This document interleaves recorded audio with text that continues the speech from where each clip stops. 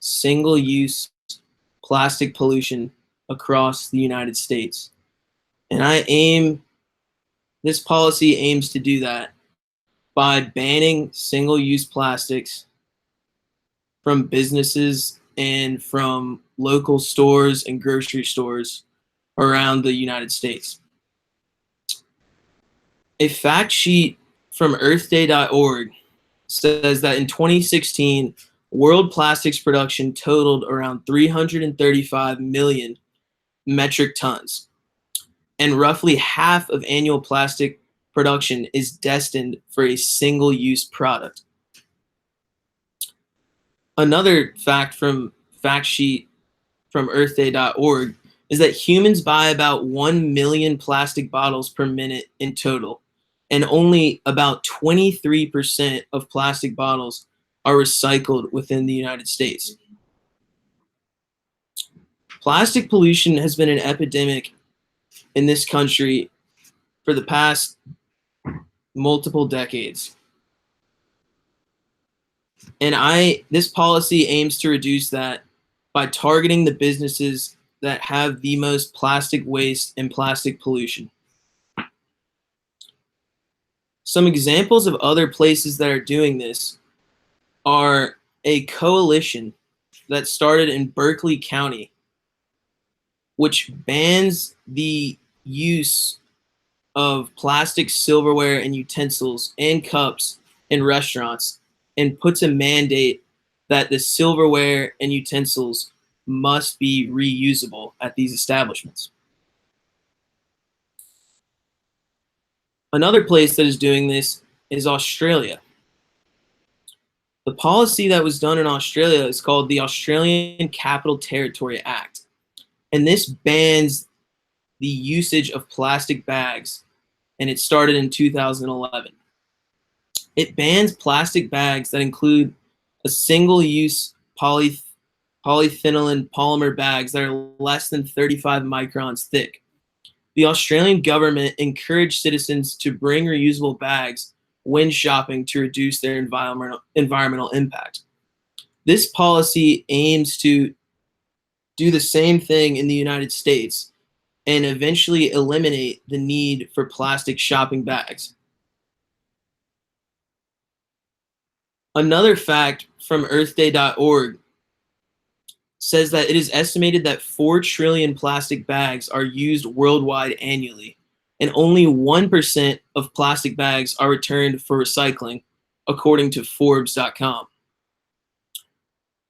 Americans throw away about 100 billion plastic bags annually, which is about 307 bags per person.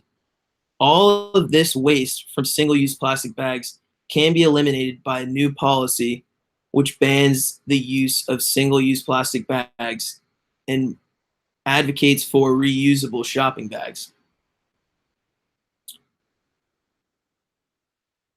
David Biddle from the Harvard Business Review describes how the system of putting one's recyclables on the street is just the beginning of a large process that does not work well in today's world because the demand for recycled materials like newspapers is not prevalent. This calls for a complete reform of the recycling system in the United States to ensure that all plastics, including single-use plastics, are properly recycled and reused for a good purpose. The way that we can get this policy to be reformed is by lobbying through Congress and lawmakers, and lobbying starting at the local government. If we can continue to lobby and reach Congress, we will have a very good chance of implementing this policy and eradicating single-use plastics throughout the United States, creating a lot less pollution and waste.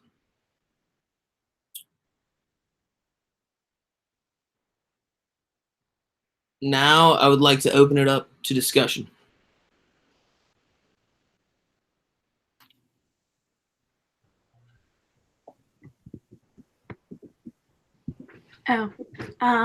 So what made you decide to go after this topic? Do you have like a personal story with this, or like how does it like relate to your life? So I ended up doing some research on a few different topics, and I landed on this because it seems like one of the more prevalent issues in the United States, with so much pollution on land and so much marine pollution that's affecting um, marine ecosystems and other ecosystems and animals in those ecosystems. So it really was a subject that hit home for me, and that's why I decided to do it. Do you have any specific strategies for go, going about not using single-use plastic? So one of the specific strategies is to give tax incentives to those businesses and those organizations that actively try and reduce their single-use plastic consumption. For example, grocery stores and places that are high with single-use plastic consumption would get tax breaks, such as a 5% tax break. And then eventually, this would be sort of a 4 to 5 year plan.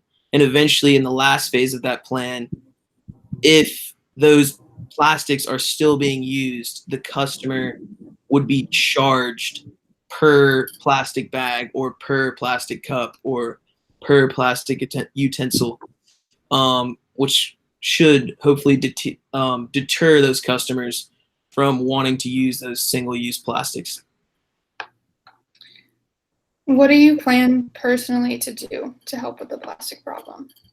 So I personally would plan to join the Plastic Pollution Coalition because they have been extremely active in fighting against single-use plastics, and they're a really good organization that can continue to lobby for public policy reform with Congress and continue to reach out to those organizations. And they were also one of the driving forces in the Berkeley County ordinance of banning the single-use plastics. So I believe that if they could get an ordinance passed in Berkeley County, then they could be really helpful in getting a nationwide policy passed.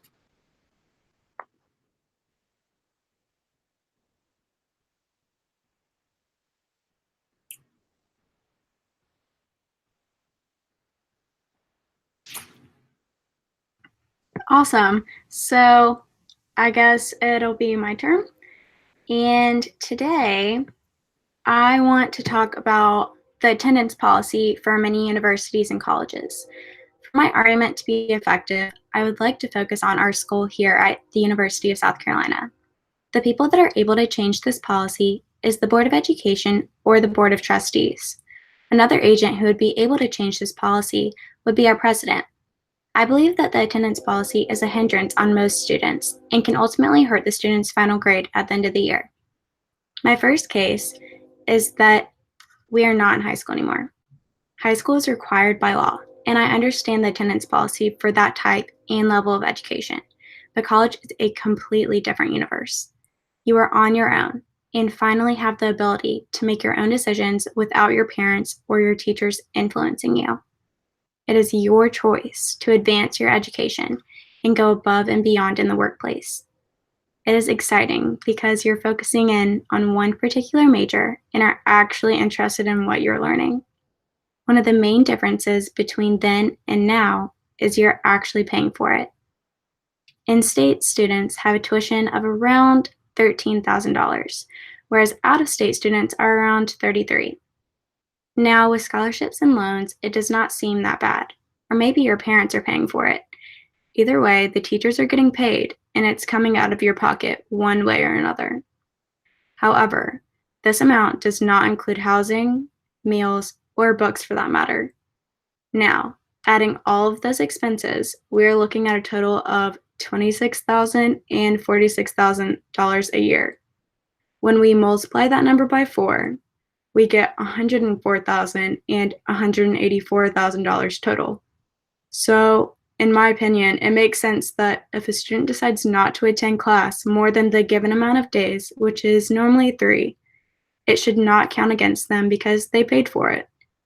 When you pay for a gym membership or an art class, they do not care if you miss or do not show up, and that loss of time and opportunity was your choice, not theirs.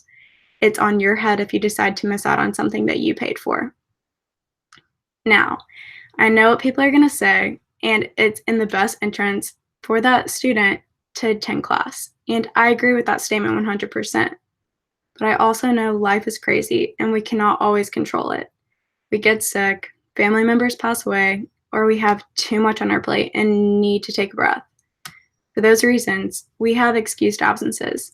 And yes, it won't be counted against us, but it's still an absence, excused or not. There have been many studies to see how to keep students in the classroom, and taking attendance does not have to be how you do it. On syllabus day, teachers can tell the students that they expect them to come to class regularly, and information on the exams will include items that were only discussed in class. So again, if you miss, you could miss something important on the exam. There's also an option of using attendance as extra credit. They won't penalize you for missing class, but instead reward students with near perfect attendance by giving bonus points. It gives students an incentive, and it also gives them a choice. If they choose to miss class, knowing that they could miss information, or know that they need extra credit to pass, then that's their prerogative. And again, it's their choice. Another point that I have about taking attendance is that it disrupts class. You have to take time out of teaching. And in order to take attendance, it takes up a lot of time, especially when it's a large class.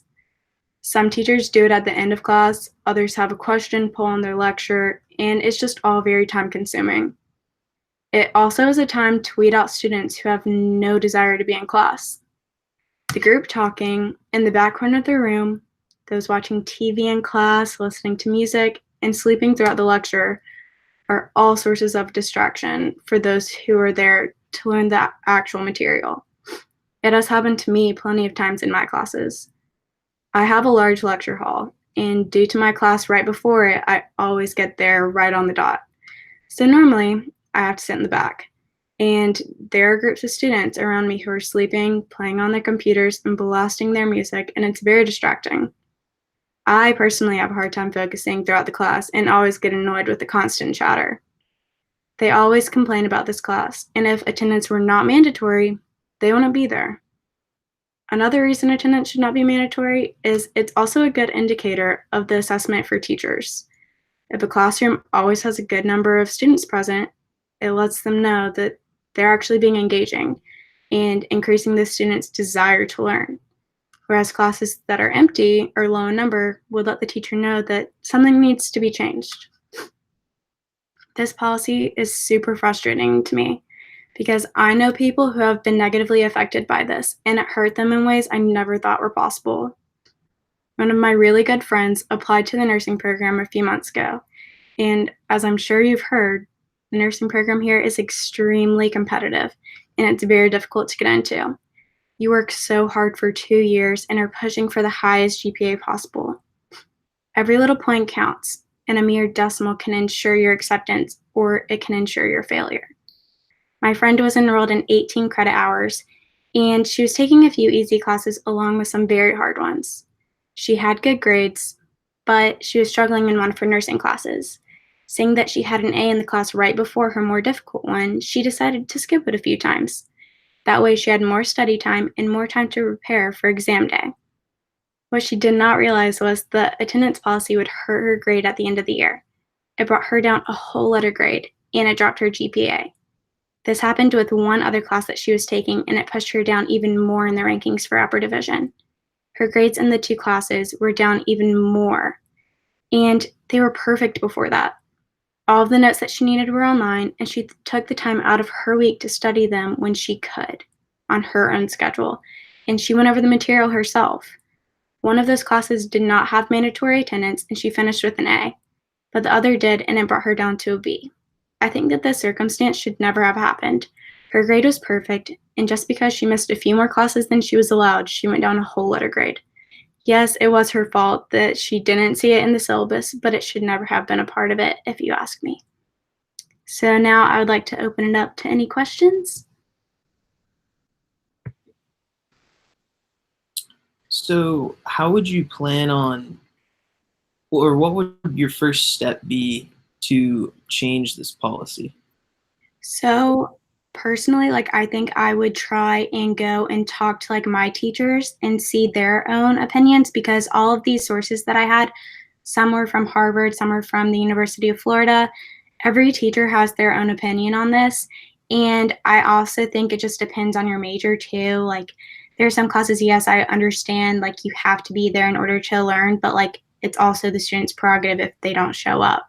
So I also think that like I would try and make a statement to the board and see what they say back. That would be my first step. Do you not think that people will take advantage of the no attendance policy? I think that they would take advantage of it, but at the same time, like we're all here to learn and to earn a degree. And like I know like, yeah, there are some classes that I take now that don't take attendance and I still show up because I know that if I don't, I would fail. And like I'm not here to do that. And also I think that it would just like kind of weed everyone out. So if you're not meant for college, like you're gonna fail your class if you don't show up. But at the same time, it allows you to miss more than 3 classes. And I personally think you can do that and still pass. So I think the amount of days that they've given us is very low. And if they're not open to getting rid of the mandatory attendance policy, I think they should be open to more days allowed that you're able to miss. How positively do you think that this policy specifically will be like for effect for the University of South Carolina? I think that it would be a very positive like effect on a lot of students, because I know I get super stressed out and it's so annoying when I have perfect grades in one class and I literally just can't skip it. Like I got I didn't get, but like my roommate, she had the flu twice last year and she missed like a whole week of school and she like had to miss like so many classes, and then the next week she got sick again and she had like pink eye the next week and she literally wasn't able to miss any more of her classes. So she was literally walking around the school with like pink eye, and that's highly contagious. And it's ridiculous that she was literally having to force herself to go to class because she has gotten sick a lot like last year. I mean, you're a freshman, you're living in a dorm, like it makes sense, you're going to get sick. And I just think that that's like ridiculous, and it's going to help a lot of people and it takes a lot of stress off. Like I know I think only 2 of my classes right now take mandatory attendance and I still go. But like at the same time, it would be so nice for like me not having to go just because like I miss like more than 3 days. So I think that it'd take a load off of everyone's shoulders. And I also think it would like help the teachers, as I said before. So if a lot of kids aren't showing up, you obviously need to change your curriculum or the way you're presenting the information. Just switch things up. It's good for both us and the teachers, in my perspective. Awesome. Well, thank you. So it's my turn. So my topic is universal secondary education in the United States. So universal secondary education, wouldn't it be nice? Imagine this. You want to attend college, but you have no way to pay for it. Your parents cannot afford to pay for you. You really want to get a college education, but cannot afford it all by yourself. You applied for scholarships, however, you did not get them. You filled out your FAFSA and did not receive enough financial aid to cover the full cost of your bill. What do? You cannot afford to pay all these bills that you are racking up so fast. There's no way you can let yourself have such a loan. You just don't know what to do. This unsettling story is a nightmare that many people face on a daily basis. We as Americans do not receive universal secondary education, and I want to change this. The specific policy change I am arguing for is free universal secondary education for anyone who has completed a high school degree or GED through the United States. According to the compulsory education law, the current U.S. education policy requires children to attend public or state accredited private schools for a certain amount of time.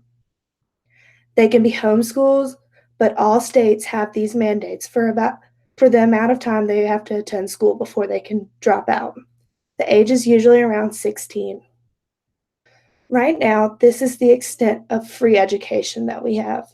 I want to make a change for this policy by adding free universal secondary education for anyone who has completed a high school degree or GED. Here's what the United States offers right now. Every student who plans to attend a secondary education institution can fill out the FAFSA, or free application for federal student aid. When we fill out this application, everyone is allotted a certain amount of money through federal government. There are grants and scholarships that are awarded. Grants are usually distributed through a need base, such as the Pell Grant, whereas scholarships are usually merit-based. For example, South Carolina has a Palmetto Fellow Scholarship, which allots up to $7,500. If one feels that they can still not swing college with that, what they get from financial aid and whatnot, there are other options. If you're enlisted in the U.S. Armed Forces, you have two options to receive the GI Bill. The first is the Montgomery GI Bill Active Duty, which is for active duty members who enroll and pay $100 a month for a year, and then they are entitled to monthly education benefit once they complete the minimum service obligated. The second option is the Montgomery GI Bill Selected Reserve, which is for the reservists with a 6-year obligation and the selected reserve who are actively drilling. The U.S. education system is paid through U.S. tax dollars. To help Americans out, the government does offer credits, deductions, and even some saving plans to help taxpayers with their expenses. There are many tools to help out too, like the IRS Interactive Tool Assistant, to help them see how many educational credits and deductions they could receive. College costs so much. There are so many graduating students who still find themselves broke and looking for a job. Schooling, like medical school, can literally put someone in so much debt. The payout takes a long time and you have to be patient. On the other hand, you can still be broke for about 10 years until you see the money coming in. Some more positives are people will be more likely to get a job if they do have a second higher education. Most higher paying jobs require a college degree anyway. This would mean that society would be more well informed. It also gives a chance for people to foster more social interaction. Do you know who has universal secondary education? Germany. Germany believes in a universal secondary education through a German vocational training system. Students are able to get a free secondary education through working and studying. Small and medium-sized companies will partner with schools and students, and they will go to class for half the week and work for the last half. To pay for all this, the money for financial aid would no longer be needed. It would no longer be allocated out. All this money could then be put towards a universal secondary education. And of course, there would still be taxes to help pay for everything. In closing, it would be beneficial for everyone to be able to further their education. There are so many positive benefits that could increase productivity and further develop our country. I would like to now open this for discussion.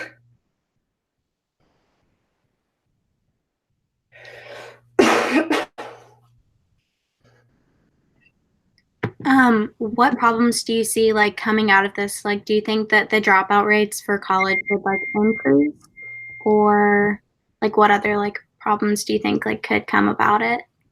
I mean, of course, you're always going to have those people who still do not want to go. I mean, there are so many children now who still don't want to go to high school. But I think in the long run that it would be really beneficial because people will be able to like go out and get like better jobs if they really wanted to, because there's so many people who just don't have the opportunity.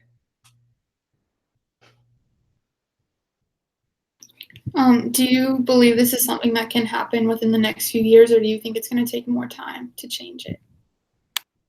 Honestly, I think that it's a more of a long run kind of thing, but there are definitely some things that we could do to start it. Like we can all like, I know that like us here and now that we have the opportunity to go to school. I mean, we're in this class right now, but like there are a lot of kids who just don't have the opportunity. And if we all like advocate for the problem and start locally, then I think that we can really build some, especially being at a university like this, we can really make a change.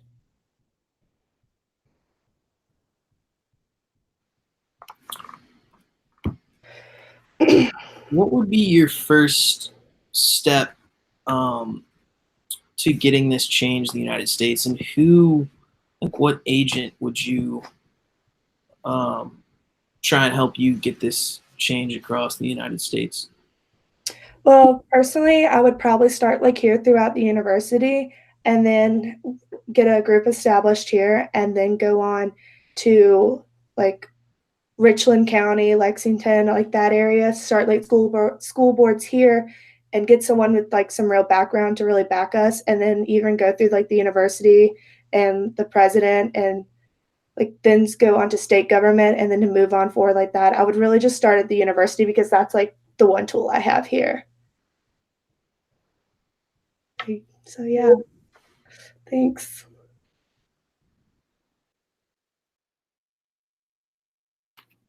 All right, so I guess it's my turn. Hi, my name is Anna Crittenden, and today I want to discuss why the minimum legal drinking age should return to 18. In mid-July of 1984, the National Minimum Drinking Age Act was signed and put into effect. This law required states to raise the minimum legal drinking age from 18 to 21 years or not receive 10% of highway funds. But the question remains as to why. At 18 years old, you are legally considered an adult. You can vote, enlist in the military, buy tobacco products, get tattoos and piercings, purchase a house, and even adopt a child. In some states, you can purchase a rifle as young as 14, yet you cannot buy or consume alcohol. The law believes you are responsible enough to make some life-changing decisions. It trusts you enough to adopt a child, to own a gun, to vote for the leaders of our country, and to even serve for our country, but not to drink alcohol. Underage drinking has become increasingly popular.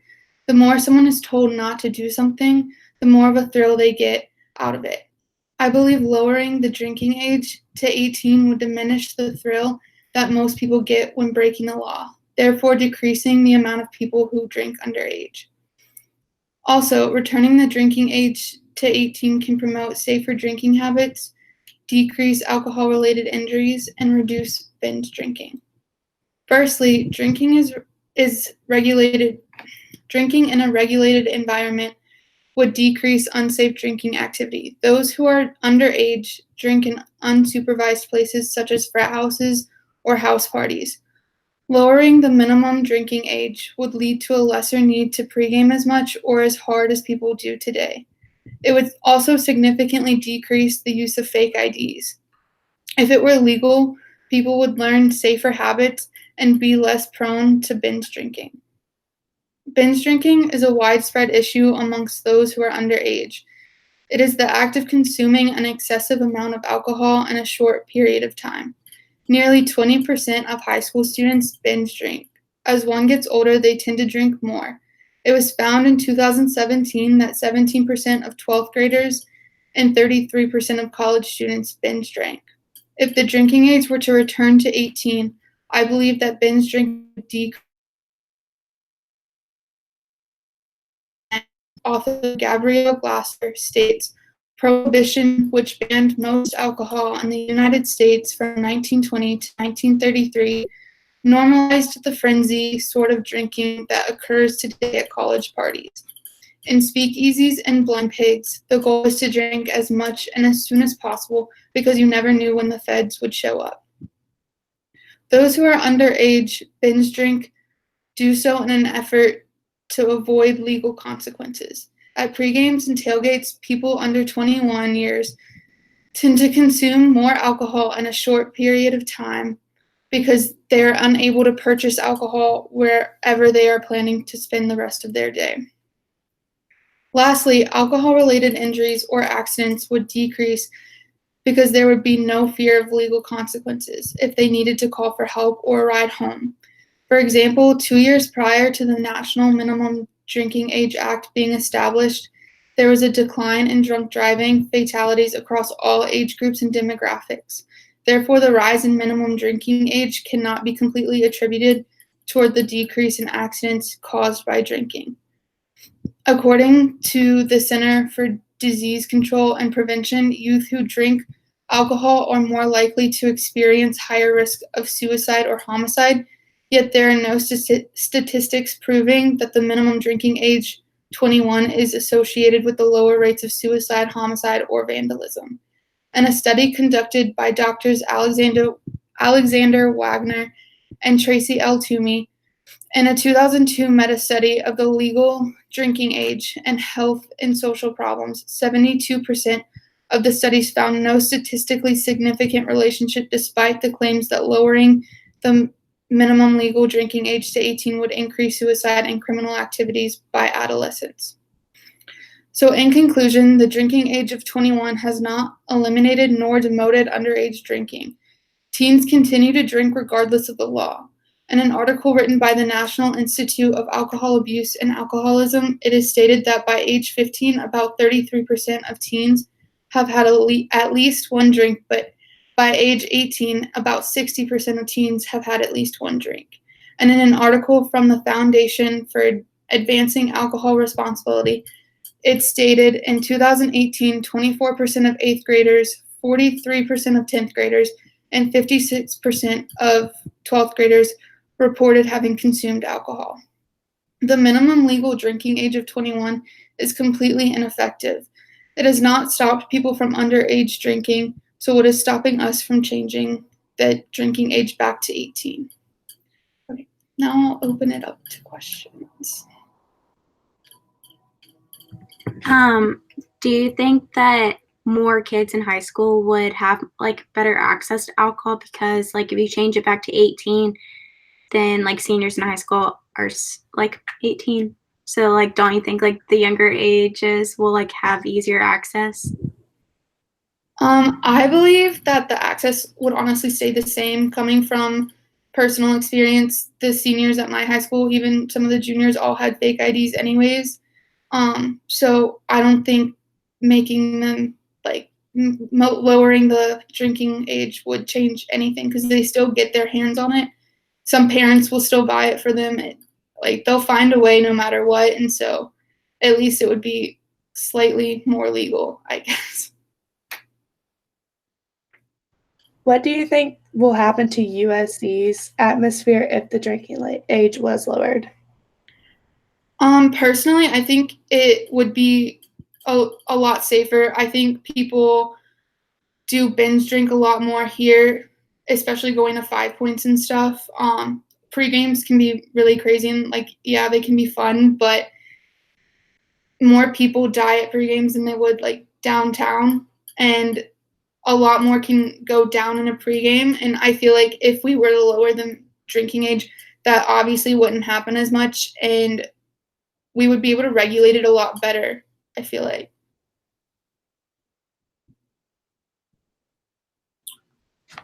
How difficult of a process do you think it would be to get the drinking age lowered to 18? And what would maybe a couple measures be that you would take to start that process? I believe it would be extremely difficult because a lot of people contribute it to the drinking and driving epidemic of the 70s. They believe that as soon as the drinking age was raised, that most of the drinking and driving epidemic went down, but in all reality, it went down across all ages. So with that, obviously there's just two sides. Some people are saying like it's because we raised it, and then others are like, no, it went down on all ages. So it's just going to go back and forth and be extremely difficult. But I think the best way to do it is just to go to Congress and go to like governments and raise awareness in schools and stuff to promote, like, I guess to promote that it's a widespread issue, not just teens that cause all the alcohol related issues. Is that it? Awesome. Okay, perfect. Well, thank you guys for listening. Bye.